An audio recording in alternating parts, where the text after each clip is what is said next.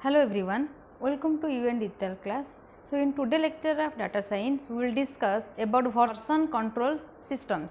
So, what do you mean by version control systems? And there are different tools which are used to represent or to implement the data science facts. So, from that one important concept is our version control systems. So, we will discuss about this tool in today's lecture. So, we will go to the slides. So, first we will discuss about the introduction to the tools that will be used in building data analysis softwares in the data science. Okay. So, next concept is our version control system. So, that it is the first tool. So, what do you mean by version control system? So, version control system is also known as source control system, or it is a practice of tracking and managing changes to software code. That means, it is one type of system which is used to track and manage different changes which we made to the software code. And then version control systems are the software tools that help software teams to manage different changes to the source code over different time period. Okay. That means, the version control systems, they are the combination of some software tools by using which the software teams, they manages different types of changes which we made to the source code, okay, of that software. And as development environments have accelerated, version control systems help software teams work faster and also in a smarter way. Okay. So, they are especially usually for DevOps teams, since they help them to reduce development time and increase successful deployments. So, here this represents the development with the operational fields. So, these team members are contains the person or the members who works on the development of the software and the operational part, or you can say the coding part of the software. Okay. So, next one is our, what are the benefits of the version control systems? So, that means why we use the version control system tool when we are designing the data science software. Then the first benefit is our a complete long term change history of every file, and that means every change made by many individuals over the years, and the changes includes the creation and deletion of files as well as by editing the content of the files, and also different types of version control system tools depends on how well they handle renaming and moving of files. Okay. So, first benefit of version control system is our, it supports a long term change. Okay. And the changes is related to the history of every file. That means, whether we are changing the content of the file, or we renames that file, or we create some new file. So, it is easy. That is why we prefer that version control system. And next concept is our branching and merging. So, basically branching and merging means when we are doing some change in the software code, then first we have to divide that within different team members, and then after that changes are made in that software, then we will merge them and we develop a complete software. So, that is why when we divide the work, then the work can get completed faster if we will do that work by a specific team without any branching or without any dividing of that work, then it will take much more time. So, that way the version control system is basically divides the work between the team members, and then after the work is done, then it collects the output from different teams and then it merges. Okay. Then another one is our traceability. That means, whatever the changes we made, that we can easily trace that. okay, so that if any changes will be made in some recent future, then it will be easy. So these are the benefits of using the version control systems. Then the version control system is a software that helps the software developers to work together, and also they maintain a complete history of their work. And there are some functions of the version control system. First one is it allows the developers to work simultaneously. Okay, that means there are different type of developers. Let some team members they are developing the coding part, and some developers they are developing the platform for that software. So they work simultaneously in a concurrent way, and that does not allow also the overwriting each other's changes. That means the different person or different team they have changes something new. That means this version control system, as it divides the work to or between the team members or different teams, then it does not allow overwriting that changes, and then maintains a history of every version. Okay, and this version control system is basically maintains a history of their work. That means whatever changes we made in our past, that also maintained. Okay, and then there are different types of version control system. Basically it is divided into two types. First one is our centralized version control system, and next one is our distributed or decentralized version control system. So we will discuss about this, and we will in the recent trend on the real time, actually we are using this distributed version control system or decentralized version control systems. So next one is our, let's see some brief idea about the CVCS and DVCS. So centralized version control system is basically one type of control system that uses a central server to store all files and enables team collaboration. That means in these CVCS we maintain a central server which stores all the files related to that system. Okay, and next one is our, what is the drawback of this CVCS? That means if that single server is failure or the server is failure, then the complete system will be failed. So that drawback is called a single point failure drawback. Okay, or you can say the failure of the central server, it will affect the system's performance completely. Okay, next concept is our about this CVCS, that unfortunately if the central server goes down for an hour, then during that hour no one can collaborate at all. That means all the team members or whatever changes we have done on the files, that completely depends on the central server. So if that central server will fail, then for that period of time for which the central server goes down, for that point we cannot collaborate with one another. And even in a worst case, if the disk of the central server gets corrupted and proper backup has not been taken, then you will lose the entire history of the project. As the version control system says that according to that system feature, it maintains the history of the changes or any thing which is made or any type of changes is made to the system, that is maintained. So if that files, let the server is in the proper working condition, but that file is get corrupted and we don't have any backup for that, then at that point of time you will lose the entire history of the project. So this is the disadvantages of the centralized version control system. Next is our distributed or decentralized version control system, that is our DVCS. So distributed or decentralized version control system, clients not only check out the latest snapshots of the directory, but they also full mirror of the repository.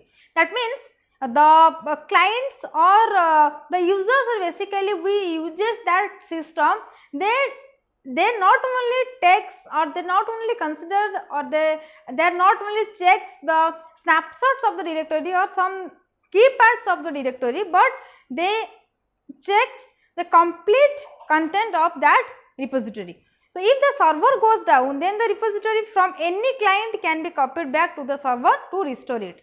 As the client have some copy of that files, so that if any case the main server or central server goes down, then we can easily back up or we can easily restore the deleted files from the repository, and the repositories are basically on the client side. So, every checkout is a full backup of the repository. Then GIT does not rely on the central server, and that is why you can perform any operations when you are offline.